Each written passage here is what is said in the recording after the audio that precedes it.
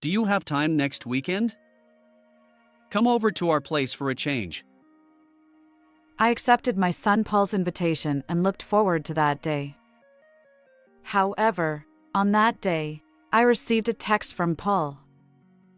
He had an urgent matter but assured me he'd be back soon, so he wanted me to relax there in the meantime. I took a train and a taxi, finally arriving in front of their house. But when I pressed the intercom, the door didn't open immediately. Eventually, my granddaughter Rose appeared. "Hi, Rose!" She urgently motioned for me to come closer. Just a moment, come this way. "Ha. Just a moment?" For some reason, Rose seemed flustered and pushed me into the storeroom. Grandma, escape through the back door quietly so Mom can't find you. Even when I asked why, Rose only said it was necessary to avoid getting caught by her mom and then went back to the living room. I assumed we were playing hide-and-seek and decided to stay put. Just then, my son's wife, Lynn, emerged from the bathroom right in front of the storeroom. Rose, hasn't your grandma arrived yet? Not yet. Lynn clicked her tongue and started making a phone call. That hag hasn't shown up at all. Can't even keep time. It's the end for her. It's time for the generational shift, I suppose. Wait, was she referring to me as that old hag? But the shocking revelation didn't end there. Lynn began sharing something truly unexpected. I am Amelia River. Today, it's a sunny holiday, and I can hear birds chirping outside my window. I open the curtains, tidy up my appearance, and head from the overly spacious bedroom to the smaller room in the back. As I open the door, there's my late husband's smiling portrait. He passed away in an accident a few years ago. At the time, I was devastated and couldn't function, but with encouragement from my son Paul and his wife Lynn, I've managed to lead a normal life as a full-time employee. Above all, I mustn't falter here, especially for my granddaughter Rose, who's now in elementary school. I clasped my hands in front of the portrait and closed my eyes. May you rest peacefully in heaven, my dear husband, who worked so hard to build this beautiful, spacious house for us. After lightly dusting the portrait, I made my way to the living room. This room is decorated with artwork from a floral arrangement class I attend with neighbor friends. It's my current hobby. When my husband passed away, leaving me feeling like an empty shell, they encouraged me to join the class, and now I'm completely engrossed. The Paul family from the neighboring town also appreciates the flowers whenever they visit. Paul went to an out-of-state university and ended up working there. He met Lynn, got married, and Rose was born. Although Rose has grown quite a bit, she still enjoys running around this house, so maybe its spaciousness suits her. Despite being alone, I managed to keep myself busy and content. Today is the day I go to the flower arrangement class with my friends. As I prepared, the nonchalant doorbell chimed in the living room.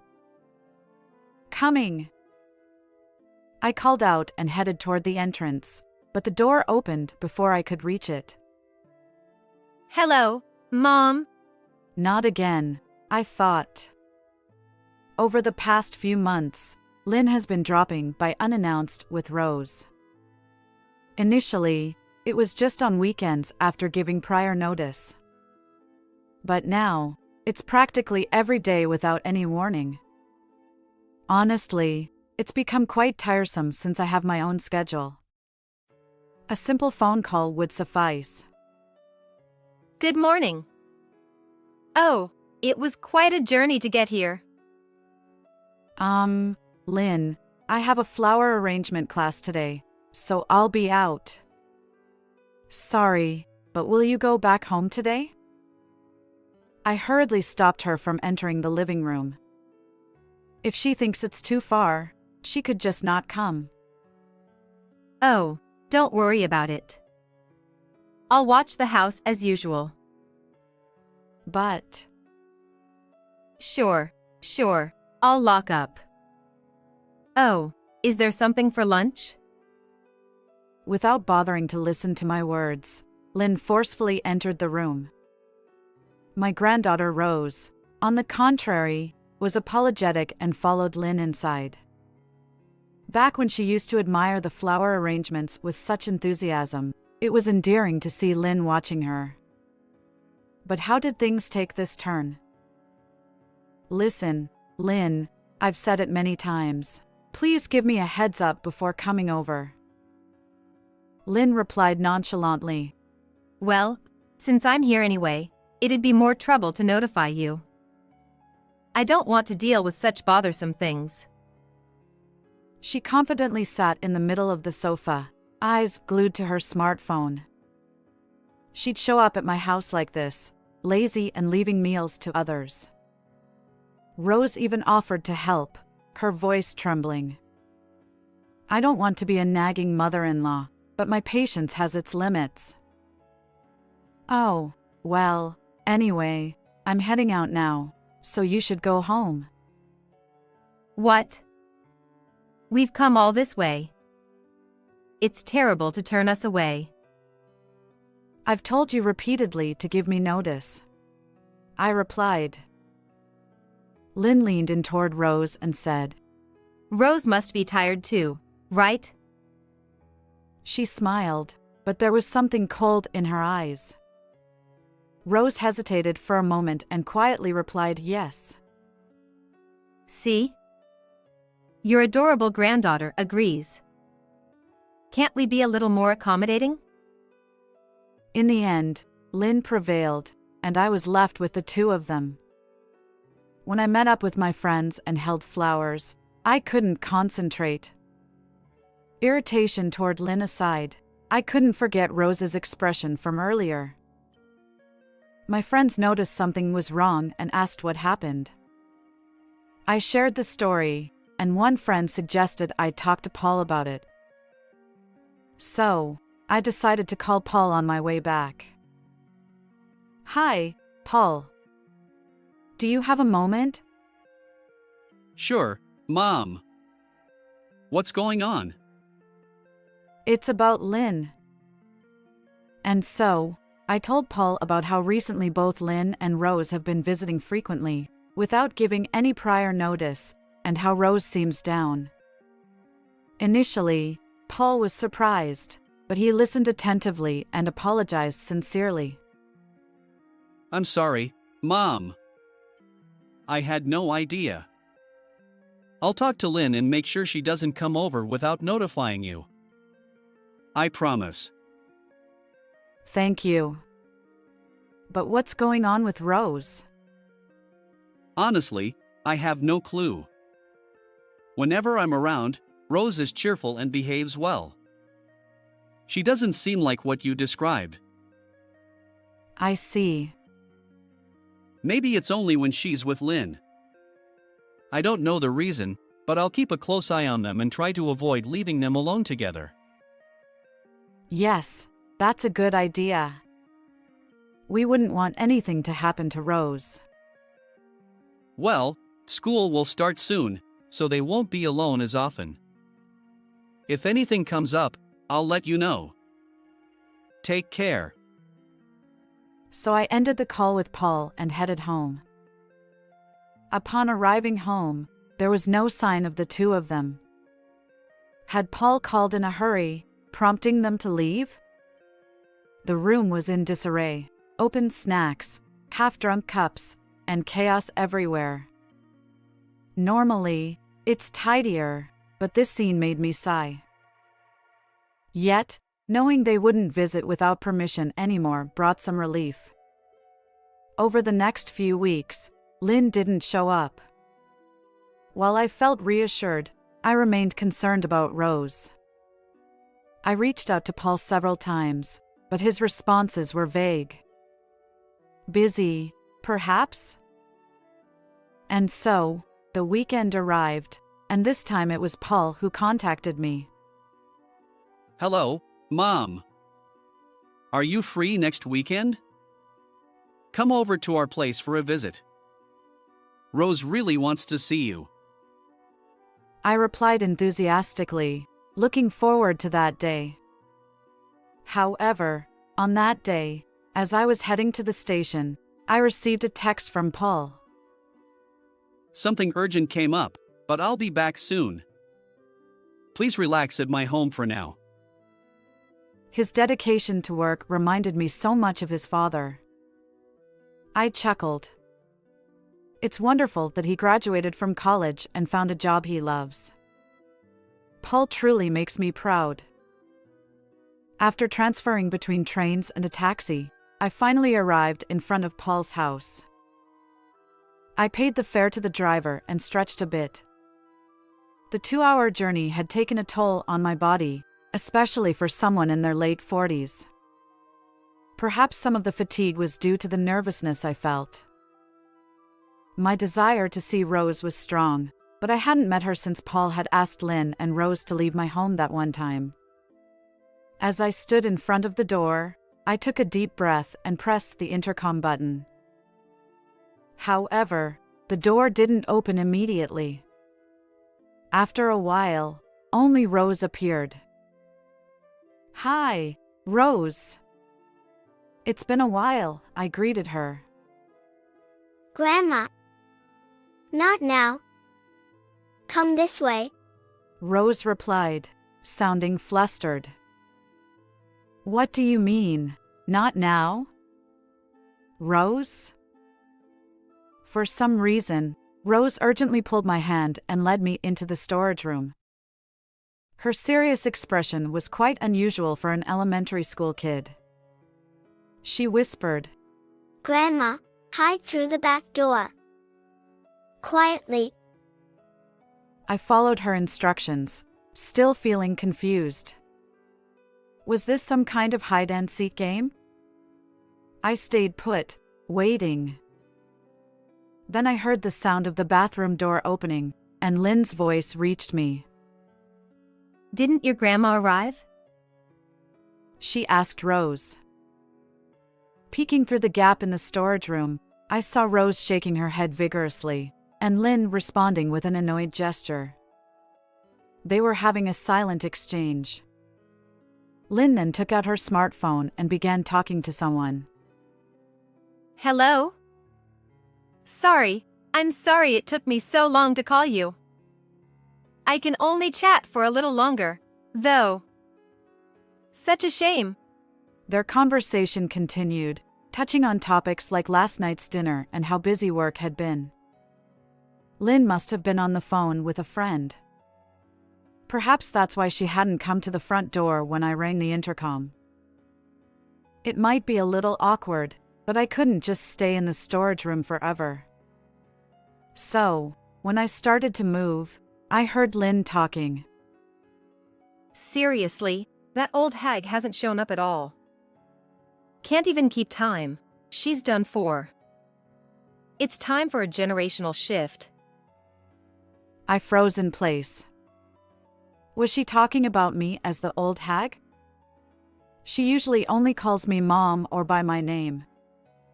Despite my surprise, I realized this was a chance to learn Lynn's secret, so I listened intently. And then, to my surprise, Lynn started talking about something completely unexpected. Well, I can chat for a while. Our last date was so much fun. That hotel was amazing, right? Truly impressive. I want to go there again soon. Can't wait to see you. Her tone changed noticeably. She spoke with a flirtatious voice, genuinely excited. At first, I thought she was talking to a friend, maybe about Paul. But would she discuss dinner or dates over the phone? Paul was at work. So, was this someone other than Paul, a man, and not just a friend? As I reached this conclusion, A chill ran through me. I pulled out my smartphone, trembling, and pressed the record button. Lynn continued. You're amazing. I want a brand name bag next. If you get it for me, I'll wear that cute outfit you mentioned the other day. You can do whatever you like. The content made me nauseous. And all this while her young daughter, Rose, was right there. Rose might not fully understand, but she sensed that her mother's behavior wasn't praiseworthy. Rose thought that if I ran into Lynn, who was on the phone with someone else, it would be a big problem. So she forcefully pulled my hand and told me to hide in the storeroom. Rose, still in first grade, sat there with a sad expression, unknowingly bearing the weight of her mother's actions. The old hag is too stubborn to survive. I want her to leave soon and give me that big house so that we can live together in peace and quiet. By that big house, does she mean my house? What could she mean by too stubborn to survive? I wanted to say something, but I tried hard to hold it back. My mouth went dry. Really, it's really annoying. She got angry when I took a picture of the interior. It's like she's going through menopause. I wish she'd learn from my kindness. After that, she continued to make horrible remarks about how my clothes were tacky and the food menu was old. I felt sadness and anger at the same time, thinking that he had thought of me that way. I rubbed my shaking body, telling myself that getting out of here now and getting angry would not change anything, and that I would just have to bear it for now. I'm really grateful that you prepared the medicine for me. I'll have to give her lots of them so she can get the hell out of here soon. Saying this, Lynn transferred the white powder in her hand into a cup. It was hard to see through the gap, but I assumed it was a visitor's cup I had given her a long time ago. It felt as if a blade had been placed against my neck. I don't know what medicine it was, but I was sure it was something not good. Don't tell me you're going to make me drink that. My blood quickly drained from my veins. I never thought that my son's wife, whom I had always thought of as a good daughter, would do such a thing. Well, I'd better go. My husband will be back soon. See you at the hotel. I love you. Saying that, Lynn pulled the smartphone away from her ear. But she was still operating the screen. While I was watching what she was doing, the phone rang in my hand. Ah. I rushed to turn off my smartphone, but it was too late. Mom, did you hear that by any chance? The door to the storage room was opened, and I involuntarily covered my eyes from the sudden glare. Slowly, I looked at Lynn's face in front of me and saw the same cold smile she had shown Rose that day. It was the first time I had ever been afraid of a woman's smile, much less that of a member of my own family. What are you talking about? I just got here a few minutes ago. I tried to argue in a trembling voice, but it would have been pointless. You heard it, didn't you? With a stern voice, Lynn closed the distance between us step by step. I resigned myself to the truth and decided to speak honestly. I stepped out of the storage room and faced Lynn. Yes, I heard. What exactly is going on? Are you having an affair? I mustered the courage to confront her. Honestly, I was trembling with fear, but I needed to confirm the facts. My body tensed up, and my palms grew sweaty. Honestly, why are you taking this so seriously? The person I was talking to earlier is just a friend. It's all a lie. Please forget about it. Lynn laughed through her nose, deliberately making it seem forced. but it can't be dismissed as a joke. I heard the entire conversation earlier. You only heard my voice, didn't you? You can't possibly know who the person on the other end of the phone was. Accusing me of having an affair is harsh. Then who are you talking to? Look, it was just a friend. Can we drop it now? She answered with annoyance and immediately picked up her smartphone, not even sparing a glance in my direction. Despite the conversation content making it clear that it wasn't just an ordinary friend, I felt underestimated. Well, what about the negative comments you made about me earlier? Was that a joke too? I never said anything like that. Your paranoia is off the charts. Cut it out. Do you have any evidence? Well, without evidence, stop making baseless accusations. I'm not having an affair. at that moment, when Lynn stated it firmly, Don't lie. Paul! the front door swung open forcefully, and Paul appeared. After glaring at Lynn, Paul gave me a subtle nod and turned toward Rose. Taking it as a signal, I hurried over to Rose, who looked surprised. I held her gently, and she began to cry softly in my arms. Her body that used to be so warm now felt unbelievably cold. Oh, how much pain had this kid endured until now? Regret washed over me. I wished I had noticed sooner. Why did you come back suddenly? How's work? Lynn, let's stop this. I already know everything. Your affair, your interest in Mom's house, and even the fact that you've raised your hand against Rose. What evidence do you have to say such things? Mom sent me a video. Paul manipulated the smartphone he held. You're amazing. I want a brand name bag next.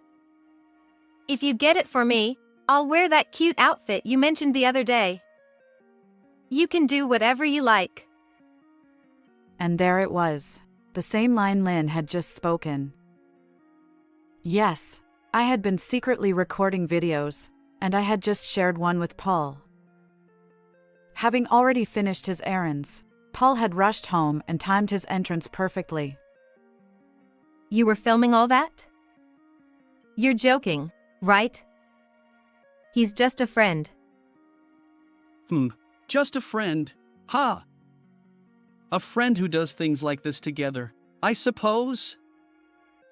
Saying that, Paul pulled out a bundle of photos from his bag and handed them to Lynn. Why do you have these? The photos showed Lynn walking with a man. The man's hand rested on Lynn's waist, and her profile didn't look displeased. In fact, quite the opposite. Moreover, the building in the background was a hotel. It was clear that this wasn't just an ordinary friendship. There were other photos too, the two of them smiling with matching necklaces, holding hands, and even embracing. As Lynn looked at them, her face grew paler. I knew, Lynn. I knew about your affair. Why? Your behavior lately has been strange. You've been away from home a lot. And Rose told me. Rose did. I held the small body in my arms tightly. Rose's little arms clung to my clothes, and she buried her face, avoiding her mother's gaze. Rose, you! After I specifically told you not to say anything, what are you doing? What are you doing, Lynn? You're the one who should be asking that. What kind of behavior is this in front of a child? You probably haven't even considered how Rose felt. I couldn't take it anymore. Mom talks bad about Dad, she abuses me, and strangers come to our house. Hearing those words, I hurriedly reached for Rose's clothes. She flinched slightly but obediently lifted her shirt. There were several painful bruises on her stomach, and I couldn't help but grimace. Did Lynn raise her hand to silence Rose? If so, it made sense why Rose had been unusually quiet at my house. Rose, could this be? Rose nodded faintly in response to my question. Seeing that, Lynn glared at Rose. Paul stepped in front of Lynn, shielding Rose from her gaze completely. I couldn't believe a mother would do such things to her own child. The night Lynn went to the hotel with that man, Rose tearfully confided in me. So I hired a detective. Today, I was getting an update on the progress. What? A detective? Yeah, we had a thorough investigation. Seems like the guy is a pharmacist. To go that far? Paul confronted Lynn with the evidence he had gathered. Already sensing something was wrong, he had consulted a detective. From the moment Rose told me until we had this evidence, I was worried sick that Lynn might hurt her again. It felt like my heart was being torn apart. Paul's face looked agonized. Discovering that someone he loved had betrayed him and harmed his precious treasure must have been unbearable for Paul during these past few days. But Rose assured me she was okay. This little girl supported me. And now we have solid evidence. I thought he had invited me over today for Rose's mental well-being. For Rose, her mother had become nothing more than a source of fear. Paul turned toward me and bowed deeply. Mom, I'm truly sorry for involving you in all of this. It's okay. Both you and Rose have been incredibly strong, I reassured him. This was undoubtedly their true feelings. Rather than apologizing to me despite their own suffering, I felt proud of Paul for being able to do so. Thank you. Paul wore a genuinely apologetic expression, but there was also a hint of relief in his eyes. More importantly, something caught my attention. You mentioned that the other person is a pharmacist? Huh? Yeah, he's quite well known in the industry, apparently. Earlier, Lynn put something like medicine into that cup. Could it be? Paul rushed to the table. He overturned the cup, and white powder scattered across the floor. What is this, Lynn? I got it from that boyfriend of mine. For what purpose? Well, to get rid of this old hag, of course. It's obvious. I want to move in with him to that big house soon. Neither you nor the child are needed.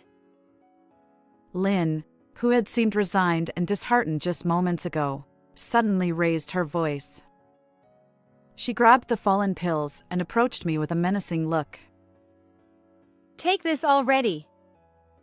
Come on. I held Rose even tighter, shielding her from Lynn. But Lynn's arm pushed me aside, and she climbed on top of me. I struggled, but against Lynn's taller frame, I had no chance. Paul also tried to pull Lynn away, but before he could, Lynn's hand holding the pills was right in front of me. Stop.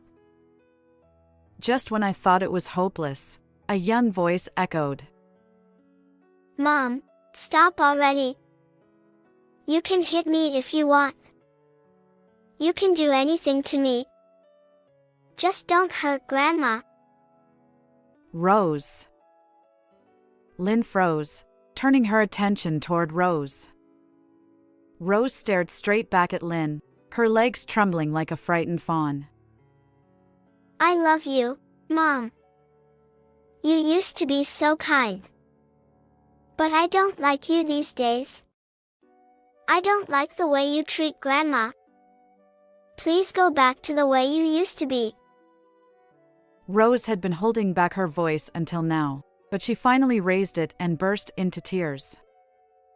She crumpled her face, releasing all the pent-up emotions. Lynn witnessed this scene and opened her mouth to say something, but instead, she sank to the ground as if resigned. No matter how wicked a mother's actions might be, they are vulnerable to a heartfelt cry from their kid. I've called the police now. That medication must be dangerous. They'll investigate it properly. We'll get more details through the police. Paul put his smartphone back in his pocket and lifted Rose, who was still crying. He comforted her by patting her back. Rose knew about your behavior, but she didn't tell me because she thought it would make me sad. The day she told me, she also said, "I'm sorry, Dad." Think about what that meant. Rose.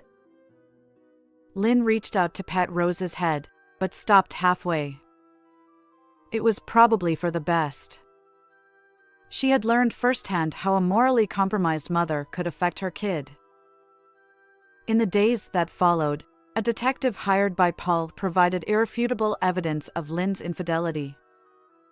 Initially resistant to divorce, Lynn eventually accepted it, and both she and her lover were arrested. They were going to murder me, inherit that house, and then do the same to Paul, and then remarry in the clear. Their greed had driven them to commit a crime. Well, even if they paid for their sins, the alimony and child support would wipe out their inheritance and income, making it impossible to live in a mansion. The medication they tried to force on me turned out to be harmful, as suspected. The male pharmacist had apparently taken it without authorization. If I had taken it, perhaps I would have gone to my husband after all. When I jokingly mentioned this to Paul, he replied, "Mom, I'm really sorry about this. Hey, how about living with us from now on? Being alone must be tough for you, especially for Rose's sake." Now, in addition to the colorful flowers, I live with my loved ones. The overly spacious house was quickly filled with the two's belongings, and there was no trace of the lonely space. Today, as always, I kneel in front of my late husband's photograph in the small room. It seems I'll be joining him in heaven a little later. Right now, I'm incredibly happy. "Will you forgive me, darling?" I talked to him in the photograph.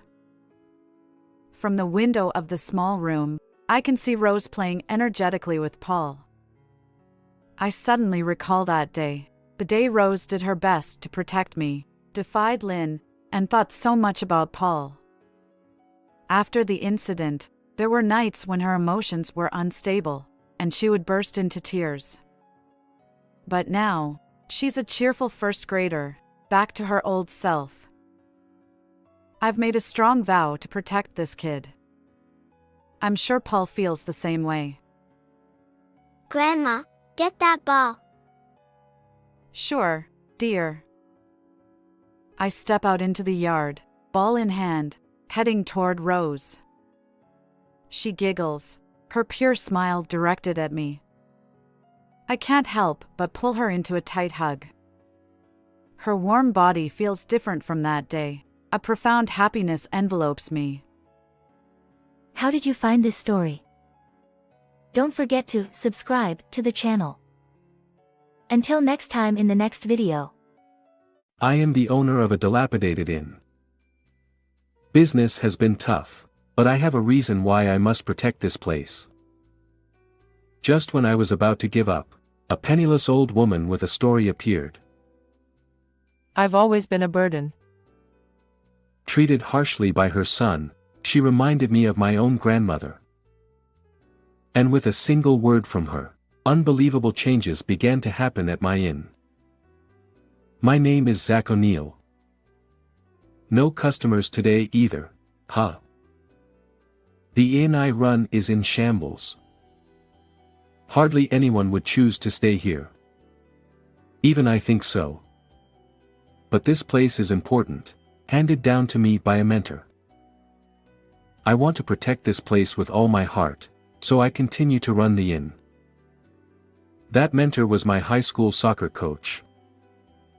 In my childhood, I lived with my grandmother and mother. With my mother busy with work, my grandmother was always there for me. She cooked, bathed me, and stayed with me until I fell asleep. Wrapped in her warmth, I never felt lonely. However, in 3rd grade, my grandmother passed away due to illness. Although my mother continued to work hard as the family breadwinner, we hardly spent time together. But thanks to my grandmother teaching me the basics of household chores, I managed fine. In my first year of high school, my mother suddenly passed away from a stroke. The coach, who took me in, let me stay in a room at the inn his father managed. After graduating high school, I left the inn and started working out of town. Then, at a soccer reunion 10 years later, I met the coach again. He told me he was about to close the inn he had inherited from his father after I left. Wanting to somehow keep the inn that had welcomed me in, I begged him to let me take over. It was on a pleasant autumn day, with a refreshing breeze, that I met the old woman named Barbara. Excuse me.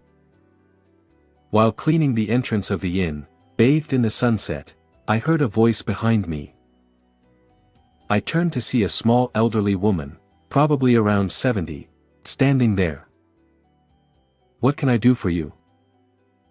The old woman had good posture and wore neat clothes, carrying only a small shoulder bag, as if she was out shopping. Clearly, she wasn't a guest. I forgot my wallet. But I promised to pay later. Can you let me stay tonight? "Well, sure." Her anxious expression turned to relief. Thank you. My name is Barbara. I was really in trouble. I remembered my grandmother. Though they didn't look alike, her gentle tone brought me comfort. I hurriedly put away the broom and showed her to a room. "You don't have much luggage." Barbara, with a sad expression, looked away. It's better to travel light. Sensing there was more to her story, I respected her privacy. She declined food, but I decided to eat dinner with her out of concern. With few ingredients available, I prepared a simple meal. You're young, but your cooking is quite gentle. Despite the simplicity, she seemed pleased. Barbara didn't talk much about herself, but listened to my stories with a smile, about my childhood, my mentor, and the inn. What's the concept of this inn? Concept? Why did I take over this inn? To share the warmth I felt here with others. The concept is a warm and welcoming space where you can feel at home. That's wonderful. She nodded approvingly. The next morning, I couldn't offer much hospitality, so there's no need to pay. Talking with you was more than enough for me. Thank you. Though surprised, she thanked me repeatedly before leaving. The inn's business didn't improve, and I decided to look for a job. Another unsuccessful interview. 2 months into job hunting, with no success, I sat on a park bench, holding a hot coffee, when someone sat next to me. Under a wide-brimmed hat, I recognized the profile. "Barbara?" She turned to my voice. "It's Zach, from the inn." Oh, Zach. You look different in a suit. Sorry I didn't recognize you. Dressed in a suit with styled hair, I looked different from the innkeeper she met. Next to her was a Boston bag. "Are you traveling?" Oh, this. Barbara patted the bag and shook her head. It's not a fun trip. I need to find a place to stay for a while. She sighed and looked sadly into the distance. If my inn is okay, please stay as long as you need. Barbara looked at me with wide eyes. Thank you so much. Again. She said, bowing her head apologetically. 2 weeks passed since Barbara started staying at the inn. To show her gratitude, she cleaned every corner. This shelf would be better over there. Her ideas transformed the inn into a much more pleasant space. One day, a luxury car stopped in front of the inn. A well-dressed man and woman got out, the man roughly saying, "Is an old woman named Barbara here?" The man, who seemed around his 40s, glanced disdainfully at the dilapidated inn. "Who are you?" "I'm her son, and this is my wife." Now that I looked closely, his nose and mouth resembled Barbara's. But unlike her warm demeanor, he was the opposite. "Can you keep her here? She's always been a burden. I'll pay whatever it takes." What was he saying? Barbara was healthy and independent. Why did he despise her? Then the wife spoke up. Barbara is just a nominal president. She travels and plays while we handle the office work. Honestly, I wish she would retire. Her eyes, behind sunglasses, were not smiling. How can you talk about your family like that? Take care of her. Ignoring my protest, they drove off. How awful. I felt anger rising. I'm back. Barbara, your son and his wife were here. I didn't know how much to tell her and hesitated. Understanding my unease, she began to speak. I'm actually the president of a company with many branches. Her company was not only in Japan but had offices overseas. When Barbara took over the company founded by her father, it was still a small business, but over the past 30 years, it has grown significantly. It must be thanks to her intelligence, initiative, and great personality. Lately, my son keeps insisting. He says I should retire and hand over the company to him. Barbara's face suddenly looked sad. She said that both her son and daughter-in-law used to work hard as part of the company and were kind to her. However, as the company grew, they became interested only in money and told her that if she didn't step down as president, they would throw her out. In fact, they have already kicked me out twice. Both times, you helped me, Zach. Barbara laughed sadly. I felt nothing but anger towards her son and his wife, who didn't value family. You can stay here as long as you like, Barbara. Thank you. I wish I had a son with a kind heart like yours. Her eyes were teary. One day, a foreigner visited the inn. Excuse me. Hearing broken English, I, who couldn't speak any foreign languages, panicked. Oh? You came. Yes. Barbara, it's been a while. I was taken aback. It seemed this foreigner was a friend of hers. I often traveled overseas for work, so I have quite a few friends around the world. She said it so casually. She really is different, being a president and all. Seeing me clearly flustered in front of the foreign guest, Barbara spoke to me. Zach, why did you start this inn? To provide a warm experience of everyday hospitality in this place.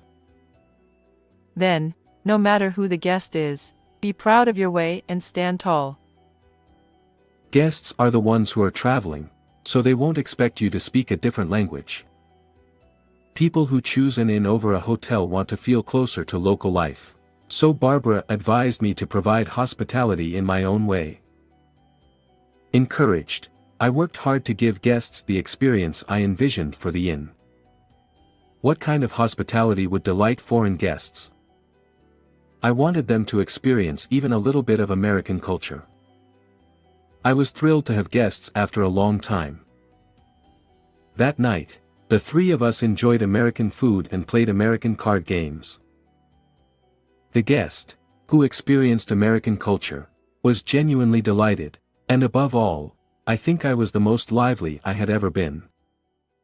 The next morning, as I saw the guest off at the nearby station, he said, "Zach, I had a great time." Thank you. Those words gave me a bit of confidence in my way of doing things. Thank you for spending irreplaceable time with us. We promised to meet again and parted ways. I'm sure it's going to get busy from now on. He he he. As Barbara predicted, inquiries about staying at the inn gradually increased. It seemed that the previous guest had posted about our inn on social media. I checked the post myself. Along with a picture of the three of us playing card games, it said, "The hospitality was wonderful." All three of us looked so radiant and happy. Most of the guests who came to our inn were acquaintances of Barbara. She had a wide network both domestically and internationally, and many people visited the inn to see her, a testament to her great reputation. Thanks to this, the inn's business gradually stabilized, and I decided to stop job hunting and focus on running the inn. One day, a familiar luxury car stopped in front of the entrance. It was Barbara's son and his wife. I couldn't forgive them for treating her so poorly. "Barbara, please go to the other room." I led her away to avoid her hearing any more of her son's harsh words. I wanted to kick them out immediately. However, as soon as they came in, they said, "Please give us back the president." Unlike the last time, their arrogant attitude had disappeared. They explained that the company's management had started to decline significantly in her absence. I wasn't ready to be president yet. Her son looked remorseful. Barbara had grown the company significantly. Naturally, she must have a deep attachment to it. But the inn's success was undoubtedly thanks to her, and I wanted her to stay here forever. To be honest, the inn's business didn't matter. From the first time I met her, Barbara's grandmotherly warmth had saved me countless times. It felt like living with my beloved grandmother again, and my heart was fulfilled. I wanted to continue living with her as a family. As I pondered this, Barbara's voice rang out from behind. What nonsense are you talking about? I won't listen to someone who values money over their parent. Barbara rebuked her son and daughter-in-law. She explained the importance of valuing relationships, and showing consideration and respect to each person to succeed in society. The son and his wife left, dejected. After they were gone, Barbara, with her usual gentle smile, said, You have a wonderful heart. It'll be okay. Her words carried weight and gave me courage. Thanks to Barbara, I gained confidence, and afterward, I started expanding the inn to various locations with her. The concept remained the same, a space wrapped in warm hospitality of everyday life. It was actually my mentor's dream to expand the inn to various locations. Although my mentor had already passed away, I was determined to fulfill his dream. Keeping what I learned from Barbara close to my heart, I worked diligently with conviction. However, when we decided on the 5th inn location, Barbara succumbed to pneumonia and passed away. On the inn's website, where Barbara regularly blogged, condolences from friends around the world poured in. She truly was an amazing person. I had always relied on Barbara. I wondered if she had really been happy staying by my side. Now, I felt a pang of regret. Zach, long time no see. Turning around, I saw the man who first posted about my inn on social media. We promised to meet again, remember? Thank you for coming. I shook hands firmly with the man. I remembered the photo from when we played card games together. Back then, he, Barbara, and I had the brightest, most genuine smiles. Barbara must have treasured the days we spent together. Believing this, I returned to my work. Barbara, the other day, your friend came from Indonesia. Today is August 3rd, the anniversary of Barbara's death. Every year on this day, I visit her grave and update her on my life. Even after she passed away, her friends from around the world continue to use our inn. By the way, recently, someone asked if I was your son. I was so happy to be mistaken for her son. I told them that even though we're not related by blood, you're an important family member. They said that since we resemble each other, we must be family by heart. Barbara continues to live on in the hearts of her friends worldwide. Of course, she lives on in my heart too. I will strive to be like you, Barbara. So please continue to watch over me. Just like the bright summer sunshine, my future is bright and shining. How did you like this story? Don't forget to subscribe to our channel. See you in the next video.